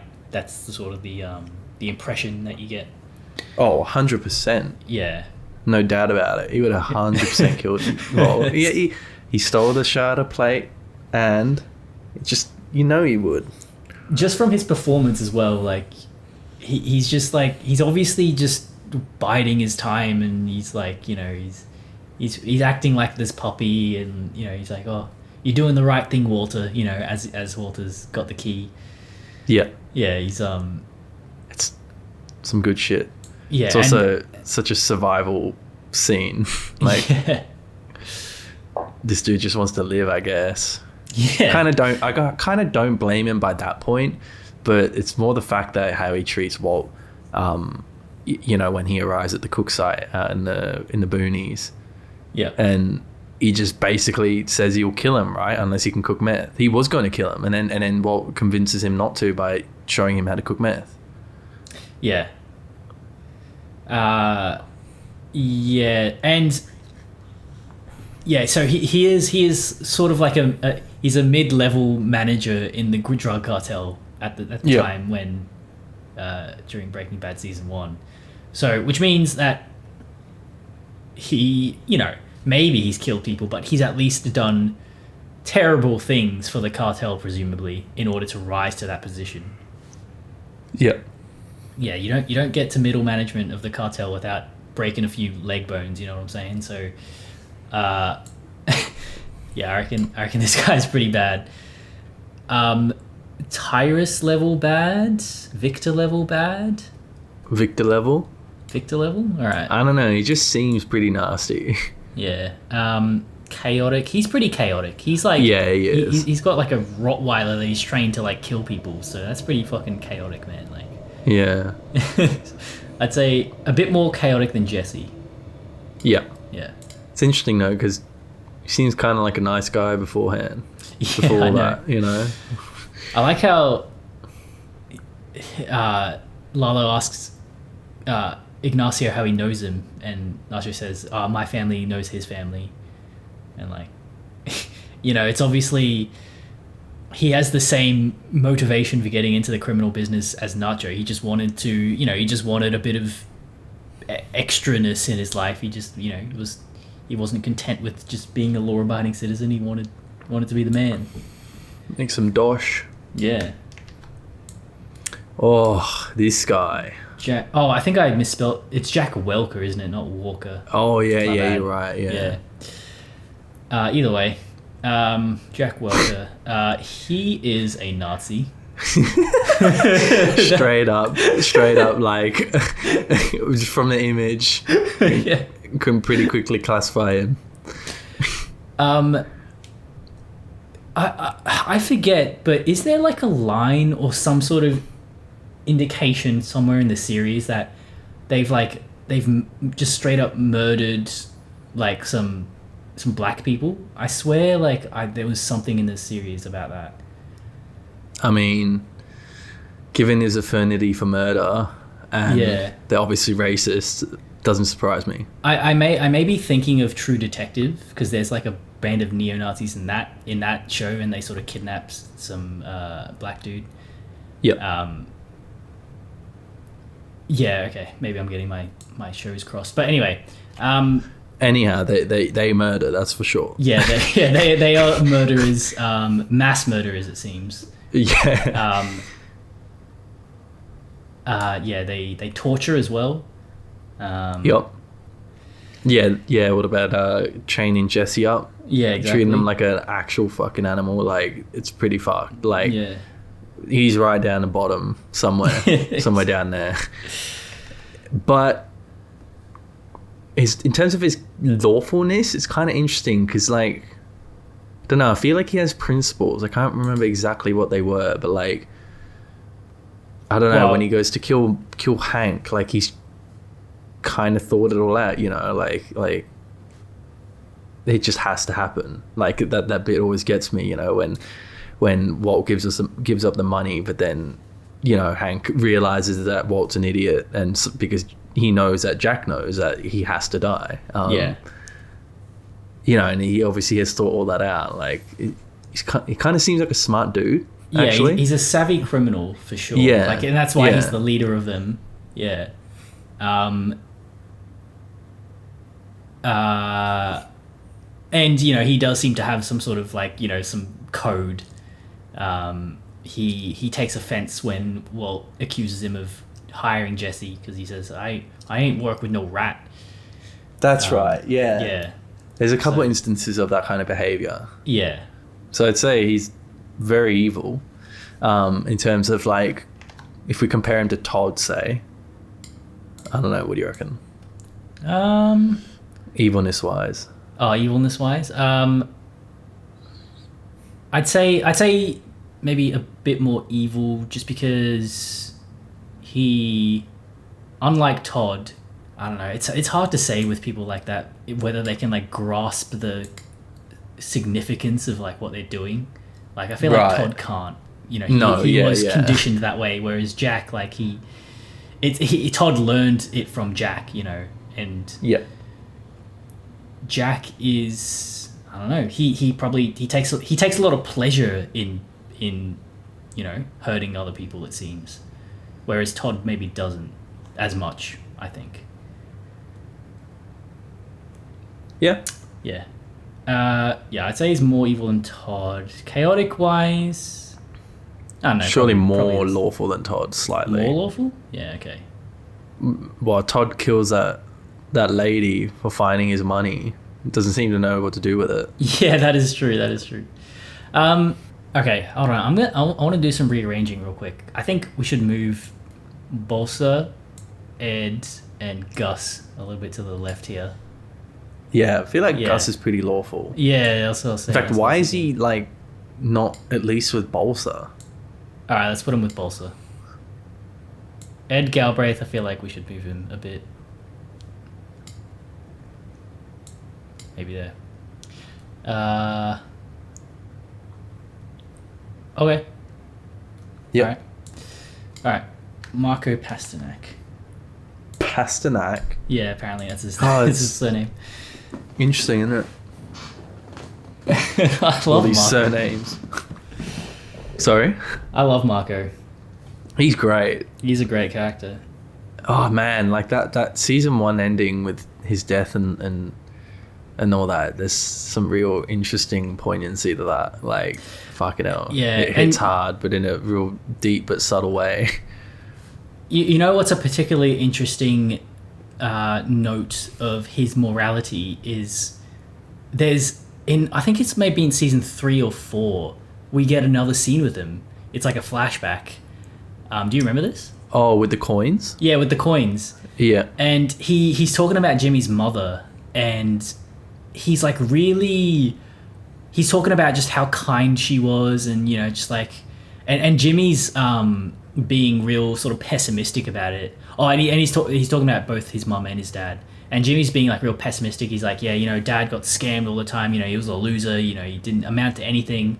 And Marco's like, oh, I don't know. Like, you know, everyone loved him. Like, he was beloved by the whole town. And, you know, he raised you and your brother. And, you know, he was a good man. And, like, I feel like we get a bit of insight into Marco's like interiority there, that he has the capacity to like, you know, understand like real goodness and like sort of I don't know. I feel like Marco is quite a moral person. You know, he scams people with Jimmy, but to be fair, like the people he scams, they pick targets that are like kind of, you know, greedy and self-centered and people like that. You know. Yeah. I feel like Marco is quite a decent person. Right. So comparing him to Jimmy, I guess. Yeah. His counterpart. I reckon maybe a bit, just like the tiniest bit more good than Jimmy, maybe. Yeah, he didn't shit through a sunroof. Yeah. Well, guess that would also be on the chaotic lawful axis as well. Maybe a bit more lawful.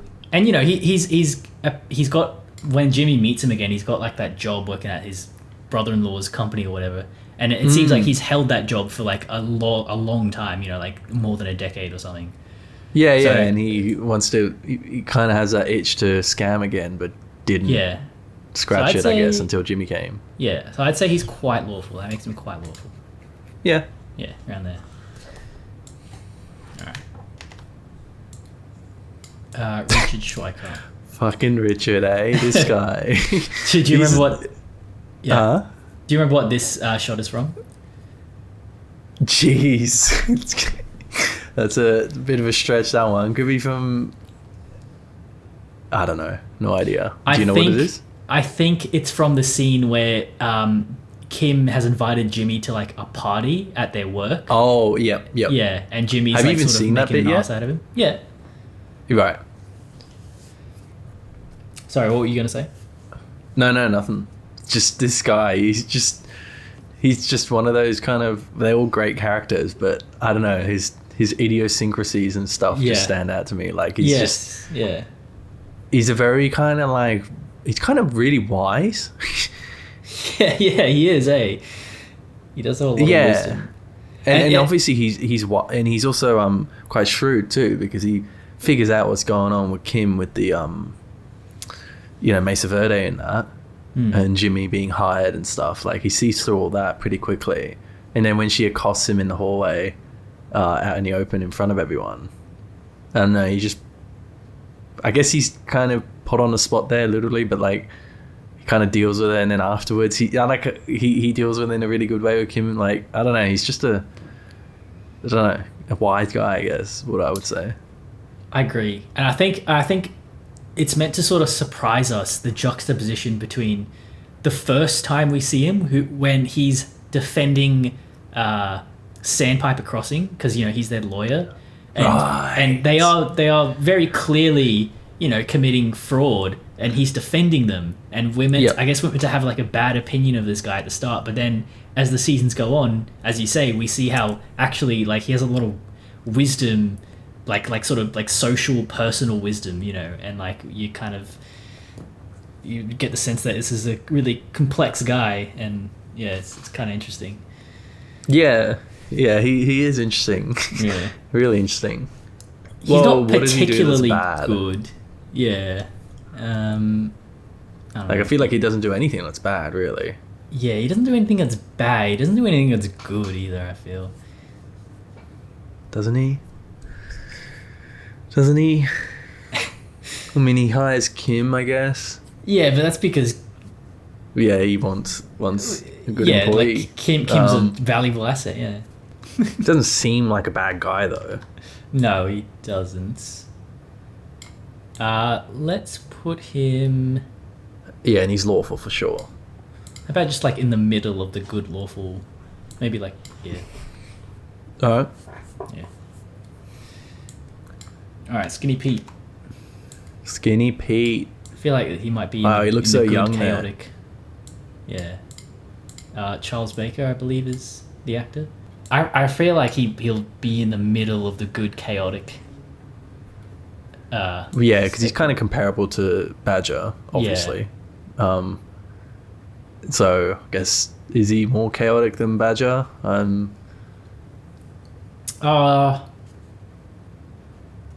maybe, yeah, actually, that's a good point. Maybe not more chaotic. I feel like he is maybe a bit more good.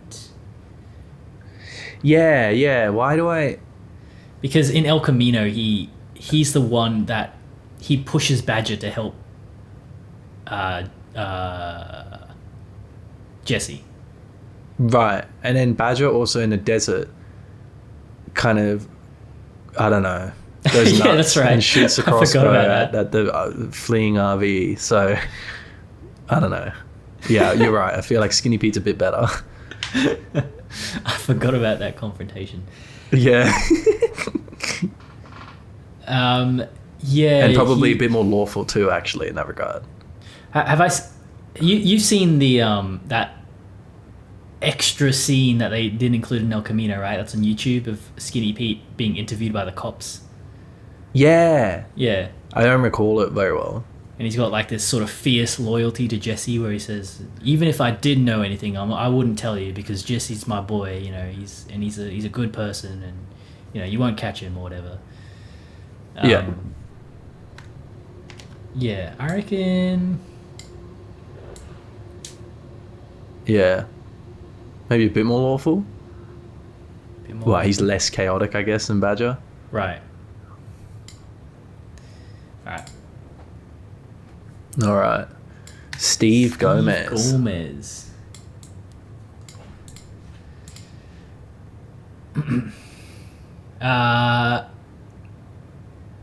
He has such a grouchy face in this photo. Yes. Contrary to what he probably is like, I imagine he's quite a moral person. Doesn't he, when Hank is... Doesn't he show a bit of concern for Jesse when Hank's being all sort of... Yeah. You know, kill Jesse mode? Yeah. He seems way more level-headed about the whole situation with Walt, but like, understandably so, because Hank's his brother-in-law. Yeah. It's not as personal. Yeah. Yeah, and he seems to... Yeah, but you're right. He seems to be certainly a nice guy. Like, to people that aren't Hank, like, he seems to treat them very nicely. So, there's that. Yeah. He has a whole ass family, which we really find out in the finale of Better Call Saul, that he has a wife and children. Wait, really? Yeah. I don't remember that. Okay, I don't know. Is that the one where Marie comes back? Yeah. Yeah. And Steve's wife is there as well. Fuck, I'm looking forward to that. and they say how he left behind kids. So he's a father. Yes. Yeah. We have no idea if he's a good father, but I would assume, I have no reason to think that he's a bad one. Yeah. I'd say he's a bit better than Hank at least. Yeah. Right. Yeah, just because he doesn't compromise himself morally at the end of the series like Hank does. Yeah. And a bit more awful, maybe. Yeah, perhaps. Yeah. All right. I'll just move Rich so that we can see him. Oh, this guy. Ted Benecke.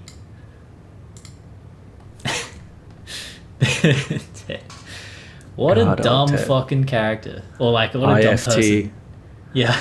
IFT, yeah. Oh, God, that's so good. Fucking hell. Just this... everything's so good. Ted Benecke. Okay. He's not great. Yeah, we've brought up a lot of the qualities that Ted embodies in relation to other characters. So he's refuses to take responsibility. He's greedy. He's a thief. He's willing to lie. Yep. Wait, who's the... Oh, right. Yeah, so Craig and Betsy Kettleman. So, is his crime worse than Craig or Betsy's, do you reckon? Because I think it's the same. Yeah, pretty much. Yeah. Right, like a white-collar crime, like you said. Yeah. Tax evasion, embezzlement, same kind of shit. Is the fact that his business is going under and he's trying to save it, does that give him some points, you reckon, or no? Yeah, true. Like, yeah, but then it kind of brings up the whole, like what I was saying before, like, does he really care about that? Yeah. He does swap the car out as soon as he gets money back, right? Like, no. Which is just the most superficial, greedy shit ever. Like, don't know if he really actually cares about the people that much, but more so the business not going under, because that's the source of his own personal income. Yes. Yeah. Exactly. So, yeah, somewhere very similar. Maybe a tad better. And in terms of like his sloppiness, he's kind of sloppy. I mean, he does trip over a rug and break his neck. I don't know. Yeah, I don't know. Just put him there. Coin flip. Yep. Yeah. Oh, this guy. Daniel Wormhole. Dude, this guy's such a funny character to start the Better Call Saul with. Like, oh my god, how do they think of these characterizations? I know, and it's such a kind of great way to start it. Yeah, you're right. Like, just giving you that kind of like totally like silly nature of the first few seasons. Yeah. Which obviously juxtaposes with Saul Goodman. Like, it's great. Just the way he talks as well is just so good. Like, he's like the ultimate dork. Yeah. Baseball cards and shit. And yet he wants to be a gangster. Like, he wants to be the man. Like, it's just so funny. With his bloody Jeep. Yeah.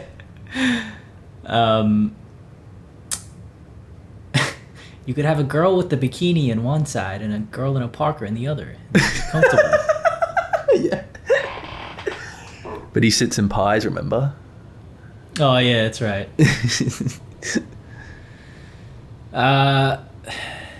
Yeah, so I don't know. Like, he is one of those people. Actually, this is like kind of like one of those, like, we were talking about once, like the two worlds of the Breaking Bad series, like the criminal underworld and the legal overworld, which exists in our world too, I suppose. And this guy is like that guy that tries to cross over from one to the other but doesn't understand the consequences of going to the other one, nor does he have the character or any kind of characteristic to deal with that. You know, he just has no idea what he's doing, I feel. So yes. I feel like he's not that bad. Like, he's not evil because, yeah, he's getting involved with criminals and shit to make quick buck. But, like, I don't know. I don't think he understands the extent of how evil the criminals are. Yeah, I think you're totally right. Yeah, I'd say he does love a good organization as per his baseball cards. Yep. So I'd say it's still, though, it puts him a bit more on this chaotic side, just over this chaotic side. But in terms of good and evil, maybe I'd say that's the same as like white collar criminals in a sense, you know, same as Ted Beneke and stuff. Yeah, maybe a bit more, maybe like here. Yeah. All right. How's contender, you reckon? Yep, Manuel Varga. This guy is the absolute paragon of moral virtue, I reckon. Wow, how does he compare to Howard? Yeah, so okay, so last time we sort of established that Howard, he's never really done anything bad in the show. Like, you know, he has sort of maligned people. You know, he was harsh to Kim when she worked at HHM. You know, he was a bit insincere at times. Actually, you know, watching the show back, it seems. What do you make of like him confessing to Jimmy that he thinks he's the reason Chuck killed himself, and then, you know, Kim admonishes him by saying that, like, you know, why are you trying to dump your guilt on Jimmy who just lost his brother? Like, that's a pretty, like, you know, selfish thing to do because you're not thinking about Jimmy. But what do you reckon of that act? Was he in the wrong? Yeah, I kind of agree with Kim, but at the same time, like, Howard was a very close friend of Chuck, essentially, right? Like, they were. I feel like Chuck certainly liked Howard much more than Jimmy. So Yeah. You know, I don't blame Howard for being totally distressed about his death. Dumping it on Jimmy seems a little selfish, but at the same time, I feel like he deserves to do that because he was so close to Chuck, you know, to some degree. So, but yeah, it's great that Kimmy kind of defends Jimmy. Like, it's a great part of their relationship, great part of her characterization. So, but I don't think she's totally right. I love Howard in that scene where Kim confronts her. Like, you know, Patrick Fabian, the actor, the way his performance in that scene is so good. His eyes go red and he starts to tear up, but he doesn't actually cry. And he says, you know, I'm sorry. Like, what can I do to make it better? And then Kim says, nothing. There's nothing you can do. She's so brutal. I know. That is an excellent scene. It is so good. Yeah. Anyway, I you know, we see a lot more of Howard, and therefore you need to complicate him a bit, you know, storytelling and whatnot. So I think, I think that in comparison to this man right here, he is a bit lower than him. So I'm just gonna move him a bit. But yeah, the Manuel Varga, like, you know, he would never have done a bad thing in his life. It had not, you know, his son, you know, been inducted into the criminal world, which is, you know, probably something he couldn't control. And then even after his shop gets taken over by Hector Salamanca and Hector gives him money, he keeps that money in a box so that he can give it back to Nacho to say, get rid of it. Like, his moral conviction is like so strong. And his speech at the end of the series when he's talking to Mike is one of my favorite bits ever. How he gives that speech about, you know, the cyclical pointlessness of crime, and, you know, he shows a lot of like moral wisdom, because, you know, it's easy to think that, like, oh, people like that, like, you know, they're able to be moral because they have never been forced in a position where they have to make difficult choices. But no, I think that's not the case at all with Manuel. He knows exactly what the world is like. He chooses to just be above it. Yeah. Yeah. And he would die for it too. Yes. Yeah. Shit. That's a sad scene when he speaks to Mike. Yeah.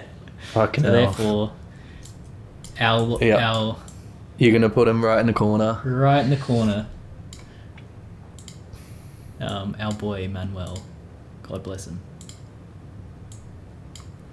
Okay, almost at the end. Last row. Rebecca Bois. Why? Yeah. Interesting.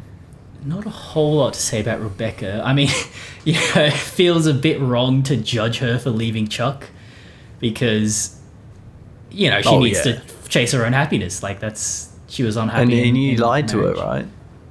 Sorry? He kind of lied to her about his sickness. Yeah. You know, she never was straight about it. I don't know. I definitely can't blame her for that. No. I don't think she does anything wrong, really. And she seems to have a good moral character as well, because she goes, you know, after the trial, she goes to Jimmy's work, and, you know, she says, all right, come on, like, you need to do the right thing now. You need to come with me and to Chuck to see if he's okay. Yeah. Yeah, that's what she would do. And therefore she seems pretty moral. Yeah. Not that I blame Jimmy too much so for his decision in that moment. I don't know. Yeah, but I think that is one of, like, the nexus points, if you will, of his descent into evil, is that if he did choose to go to Chuck's place at that moment, I kind of think that things would have turned out pretty differently. Yeah. Yeah, 100%. Yeah. All right, well, is she better than Chuck? Probably. Yeah, she's not vindictive or spiteful or anything. She's a bit more chaotic, probably, just because, you know, she sort of uprooted her life to go travel the world. Like, you know, chaotic isn't necessarily a pejorative in this sense. I'm just saying that she's a bit more adventurous is all. Yeah. So yeah, I reckon there. All right, William Bill Oakley. This guy, I always forget this guy's name. Yeah. Just that random lawyer. He's just like the fucking the bucket. He's always getting kicked around, like he can't catch a break, this guy. Oh, he's funny. He's also kind of mean. Like, yeah. Like that bit when Saul Goodman, I guess in season five, yeah, he cooks one of the cases and it's like a total embarrassment, and then he just kind of like follows him down the hallway, totally like talking shit to him about how terrible that was and stuff, like just really kind of grills him for it. Yeah, he has I don't know, I guess it's like a playful competitiveness about him. Yeah, that's true. Yeah. But and then there's moments like when Jimmy's getting arrested and Bill actually helps him out. He says, "I'll try and get your hearing moved up." True. So yeah, under that professional rivalry is a he is a decent human being. It seems. That's true. Yeah. He's not too bad. Yeah. He seems kind of chaotic though. Yeah. I don't know. Just the dude can't organize any decent food for himself. And, yeah, that's true. Like, and he always seems to have toilet issues. Yeah, he's just so hapless. Like, he just refuses to like. I don't know. He just refuses to do anything about his miserable life. Like, yeah. All right. Yeah.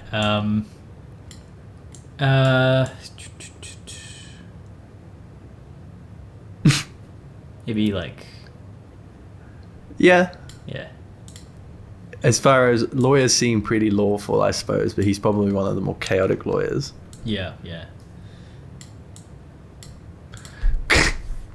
This random guy. Clifford Main. This guy's pretty good. Yeah, no, I like him as a character. He's kind of like the counterparts of Richard, Yeah. Like, just another one of those weird lawyer bosses that has an interesting characterization. And like Richard, he shows a lot of wisdom, I think, especially when Jimmy, the final confrontation between him and Jimmy in season 2, when he says to Jimmy, like, you never even gave this place a chance. Like, Jimmy sort of well, first of all, Clifford just sees right through him. To obviously Jimmy's just trying to get fired because of the whatever it was, like the sign-on bonus or whatever. Yeah, he needed to be fired without cause so that he could keep that. And Clifford isn't so much mad about losing the money as he is just like losing the potential of what Jimmy could offer, not just as a lawyer, but like I feel like Clifford is, in a way, he's a bit concerned about the moral fate of Jimmy, in a sense. Like, he's like, like, you never gave this place a chance. Like, you're a brilliant lawyer. I'm reading into the subtext here, but like, you just blew it all up for a reason that I can't comprehend. And like, he's not. How do I explain this? He's just remorseful at the loss of Jimmy's potential, I suppose, is what I'm saying. And that is a kind of concern for him, Yeah. Yeah. Which seems to indicate some goodness, I guess. Yeah, well, yeah, it's like a wisdom about human nature and stuff, But yeah, otherwise I don't think we sort of know much about him. Oh, actually, in season 6, he's very concerned about Howard's well-being when he thinks that Howard's taken, cocaine. He tries to get Howard to open up to him, to be honest with him, so that he can help him. Yeah, rather than immediately condemning him. Yeah, he's offers like, hey, you can talk to me about this. All right, well, comparing him to Richard, Is he a bit better? I want to say he's a bit better. I mean, we got more evidence that he's better. Yeah. Richard, there's just none. But he plays a guitar. Yeah. Yeah.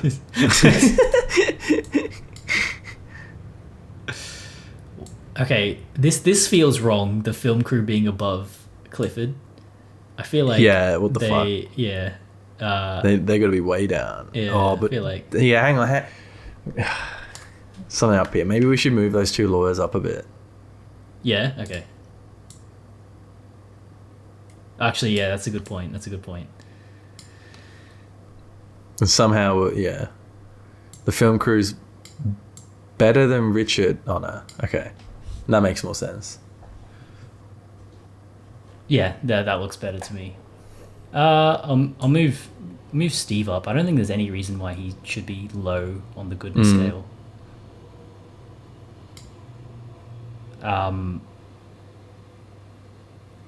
Yeah, okay.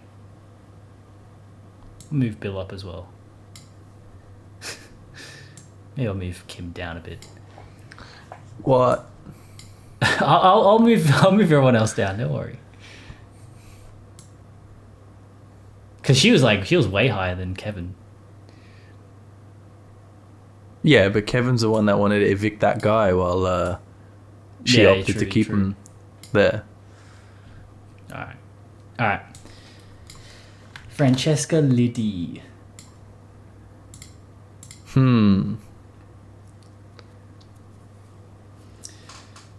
Honey tits. I say it's a term of affection.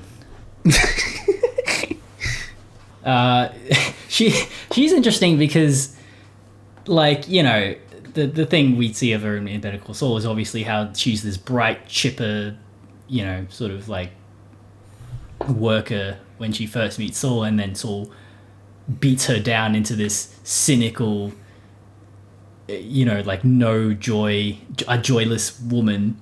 Yeah. But the thing is, she keeps working for Saul, and so I kind of think it, you know, but belies this motivation for money despite money without without concern over what it is she's doing. Yeah. You know, she's happy to shred documents for him and make phone calls to him for him, you know, to lie to people. But, you know, she gets paid well, essentially. That's her MO at the end of the day, is that as long as she gets paid. So she has an interesting bit of dubiousness about her. Yeah, I'm just trying to... Kind of like the disappearer. Just takes money... Well, I don't know if he's the best comparison. It's probably someone else that's better. But just people that take money and don't really think about the consequences, but they're not willing to commit crime themselves. Yeah. I suppose. Yes.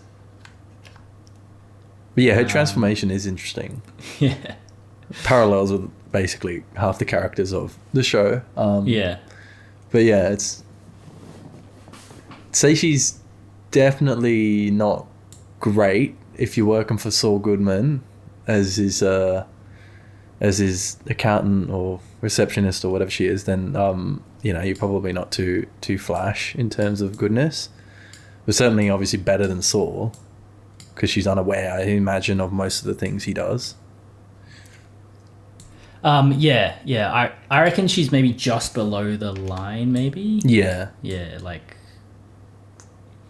here. Somewhere near the baby. All right, lucky last.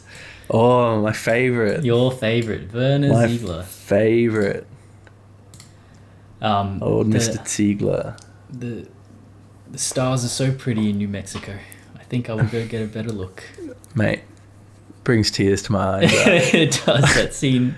Oh man. God, this guy bro, like, just been thinking about him for weeks now. Like, just I don't know, just fascinating, his story. Like, just a fucking modern day, like, Shakespearean tragedy or some shit, you know.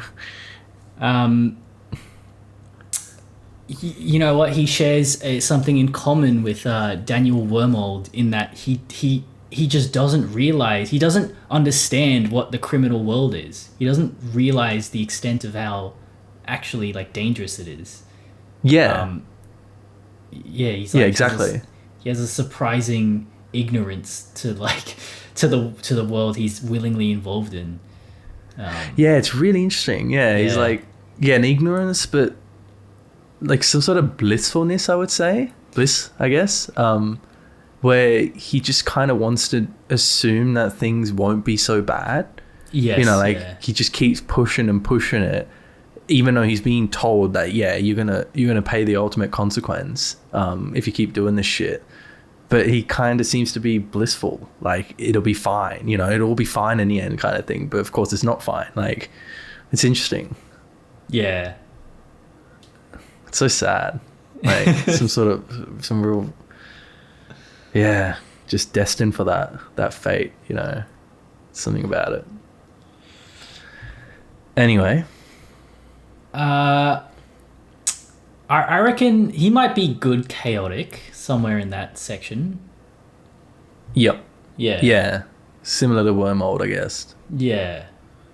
I reckon he's a lot higher though. True. He I don't know, he's just like a really kind like manager, you know, like he cares about his boys, his workers.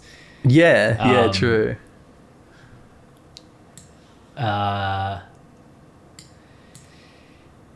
Yeah, he's friendly, he's, I don't know, I feel like this, yeah, he's pretty good, it's just that his criminality, I think, is deflected into the chaotic axis.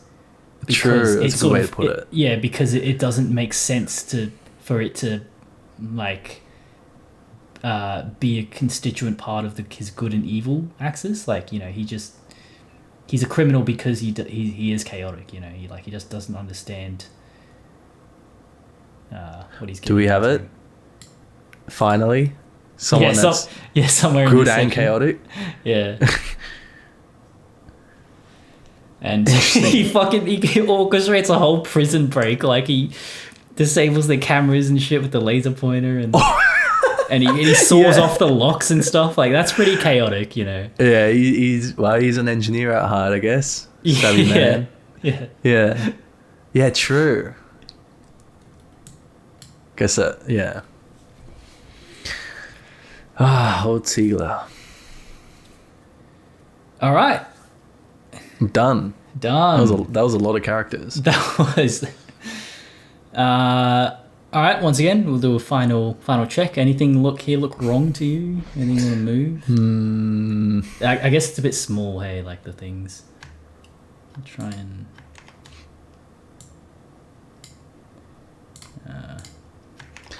Whoops. I feel like we need to pull Jimmy out because I can't see his face. Oh yeah. All right. Hold on. Where is Jimmy? Underneath Patrick. Next to Huel. Next to Huel. Near Jane. Above Wormald. Below Skinny Pete. Oh, right. Okay, there he is. All right. There we go. Oh.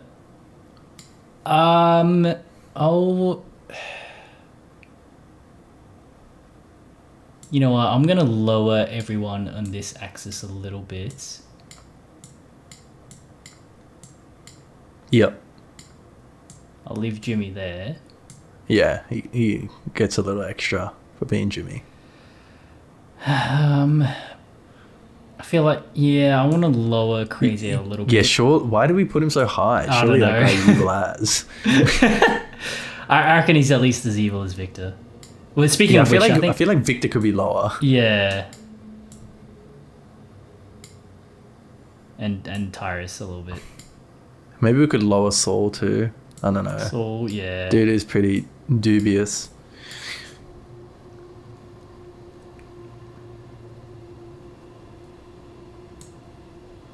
Oh, Marie.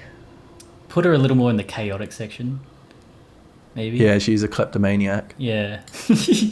You're never gonna let that go, are you? The first character trait that comes to mind when you think of Rory, kleptomaniac. Yeah, she's be stealing spoons and shit. Stealing spoons all day. Unforgivable. I mean, you know, she does get favor because her husband's a cop. Like, yeah, I don't know. It that corruption, it doesn't sit well with me. It leaves a bad taste in the mouth. Yep. All right.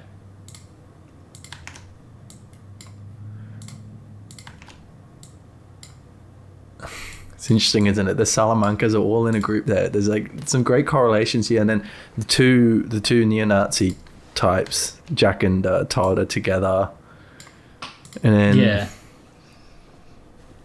yeah, I don't know. It's interesting. Who do we have in the top right? This group here. It's like full of like the kind of like criminals, but soft criminals that don't commit violent crime. They're all, I guess maybe this is unfair, but they're all kind of like not very smart criminals. Maybe except like Patrick Cuby Jimmy and Babineau. Oh yeah, Jimmy. Yeah, I don't know, maybe. But yeah, you're right. Yeah. Otherwise, and then in the top left, you got all the overworld characters. Yeah, the ones that don't really meddle in the underworld except for the cops.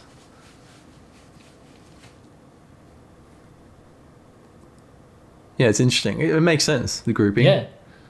Yeah, no, I like this a lot. All right, thank you for watching / listening. I don't know how much mileage you'd get out of listening to this, to be honest. I think you need the visual component to have a good time with this. But yeah, let us know.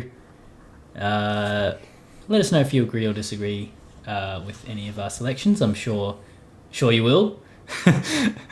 Just again, keep in mind that we're not taking this like too seriously. You know, there's obviously as much as I like to harp on about my morality scale, like that's not an adequate way of judging morality. I'm just having a bit of fun. And the fact that it's so difficult to do this is just an indication of how good the characters are. Yes, yeah. But anyway, yeah, thanks for watching. We have, if you haven't seen part 1, I'll link it in the description. I'll also link our theories tier list because I like that one as well. It's kind of similar. Okay, and I mean, you probably are already on our channel, but I mean, you want to link the links anyway, Mitchie? People can find us on YouTube, Apple Podcasts, Spotify, SoundCloud, or Stitcher. We have a website, amttm.com, and there you will find our email, mail@amttm.com, if you have any questions or queries, or if you want to write to us about how bad or great our recommendations are. All right. Thank you for watching and listening, and we'll catch you next time. See you later. Bye.